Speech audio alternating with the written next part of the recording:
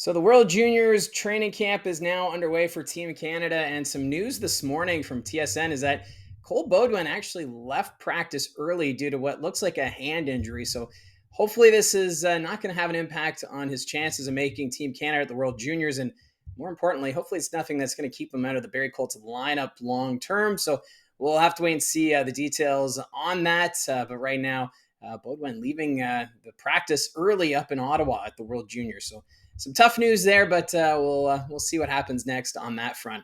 Now, the big reason for this video is we're going to talk about the Sarnia Sting, because in my power rankings video, I mentioned how the Sting are at a point where something has to give. There needs to be a change, and it was announced yesterday that the Sarnia Sting have relieved Michael Haley of his assistant coach duties. General Manager Dylan Sika making the announcement yesterday, saying that after some review of the current progress of the team, we feel obligated to make a change in an effort to support the growth and development of our players and program. Michael has been a mentor to many young men over the years. We appreciate his professionalism and dedication to the team and wish him and his family all the best. So right now, the Sarnia Sting, they're riding a 7-game losing streak. It has been tough sledding for this Sarnia Sting team. Just one win in their last 10 games. And they've decided that they're going to take a voice off the bench to see if that'll help turn this team around. Obviously, you don't want to remove all the coaches and start fresh at this point in the season, especially with the Christmas break right around the corner. But we'll see what kind of change this has for the Sarnia Sting. And at this point, it doesn't sound like there's any replacement for Haley. They're going to continue with head coach Alan Letang and assistant coach Dustin Jeffrey behind the bench for the time being. Maybe Sika will join him on the bench as an assistant coach. We'll have to wait and see. But this is not the change I was expecting, but it is something. And for the Sarnia Sting, they're a team that were not considered contenders in the Western Conference standings. This is a very young team still, but I felt like this team should have been taking that next step to be a little more competitive, especially in a West division that looked wide open. And we saw Windsor take that huge leap after their tough year last season, but the Sarnia Sting still trailing behind. And when you look at the standings right now, they're 8th in the West. They have a record of 8-17, 2-4. Their goals for, a little iffy with 79. It's not the worst in the OHL, but their goals against, they've given up 130 goals, which is a league worst. So that's an area that needs attention, is on the blue line and in net, or coming up with systems that'll help out with the back end. And then on their specialty teams, 11% on the power play, which is right now a league worst in the OHL. And their penalty kill, 76.3%. So their specialty teams needs improvement. They need to keep the pucks out of the back of their net and really need to find some sort of momentum to turn things around.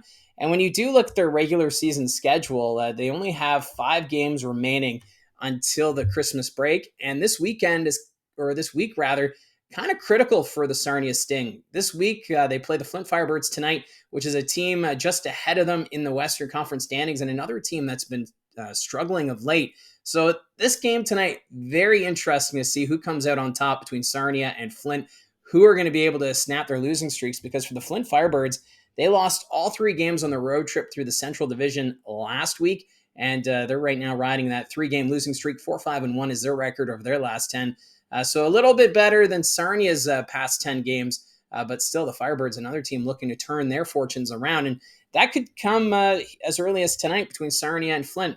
And then the Sting, they're home to Owen Sound on Friday. That's another team that's been struggling. Then they travel to Sault Ste. Marie, another team that's been having some issues finding the back of the net. So this is a key week right there. 3 opponents, all 3 of them with question marks with their rosters. So if Sarnia is going to turn things around, maybe use some momentum from this change on the bench, this is the week to do it, because going into Christmas, they host the Kitchener Rangers on Wednesday, December 18th, and then they're in Sarnia Friday, December 20th to wrap up this part of the regular season schedule. And when you compare this season to last, it's actually very fascinating, because remember, the Sarnia Sting missed the playoffs last year, and for them, they had a great pick with Diorio as the 2nd overall selection in the OHL priority selection. And for this Sting team, 1 win in their last 10 games. That was a shootout victory against the Ottawa 67s back on November 22nd. So not a convincing win there. They have 2 wins in their last 15 games. Their last regulation win was November 2nd. That was on the road against the Brampton Steelheads. And they have 3 wins in their last 20 games, and 2 of those wins coming in a shootout. So it's been very tough going here for the Sarnia Sting team. And when you compare their record of this year to last, after 31 games in 2023-24, they were 11-19. And remember, this is a team that missed the playoffs last year, so they're well off the pace of what they even had last year as a record. They won their 8th game of the season last year, October 29th, and they're only sitting on 8 games right now for wins. So it's, like I said, very tough going. And last year, they ended up finishing 17th overall in the OHL standings and missed the playoffs. Right now, they're 17th overall in the OHL standings, although they are still sitting in a playoff spot right now because the power seems to be in the Eastern Conference. So there's a lot of teams in the West right now that are looking to rebuild. Right now, they're ahead of Owen Sound and Guelph in the Western Conference standings, 2 teams that are looking to the future. So that's why I feel like Sarnia should be a playoff team. They do have some good pieces, I feel, on this roster, but it just something is off. Is Michael Haley the response they need? Is that the part that's holding them back? Personally, I don't think so, but we'll see how the team responds to this. As this is a Sarnia Sting team, 7-game losing streak. Like I said, if their losing streak reaches 10 games, maybe I'll do more of a deep dive on the players' performance over this losing streak. But hopefully the Sting can turn it around. They showed some promise at the start of the regular season, but since then they've really tailed off, and we'll have to wait and see where it goes from here. Now, some interesting news coming out of the Guelph Storm organization. I did a history video looking at the Guelph Storm, and I mentioned how Guelph is seen as the birthplace of the hattrick, the Guelph Biltmore Mad Hatters. They started the tradition, or they say they started the tradition, by throwing hats on the ice when a player on the home team scores 3 goals. So now they have an in-arena display at the Sleeman Centre with dates of each hat trick recorded during the regular season. I think this is a really cool touch. And they're also putting in the display the hats that are collected on the ice. So the most recent hat trick is Max Nemestikov. He had a 4-goal performance against the London Knights back on November 10th. So the hats from that hat trick featured in this display in the arena. I think this is a real cool touch. It's kind of fitting that you're honoring the past, because the history of the hat trick coming from the city of Guelph, and honoring players who've earned hat tricks with the Guelph Storm organization ever since. So a nice touch there for history, and definitely worth checking out if you're going to be at a game at the Sleeman Centre. And the other fun news to talk about, the Niagara Ice Dogs. They recorded their 500th win in franchise history. That was in the 4-3 victory over the Brantford Bulldogs.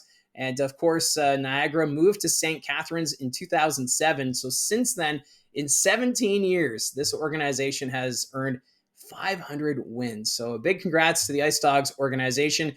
And what's also neat is how the Barrie Colts, earlier this season, they reached 1,000 wins in their history. And that took them 30 years to reach that mark.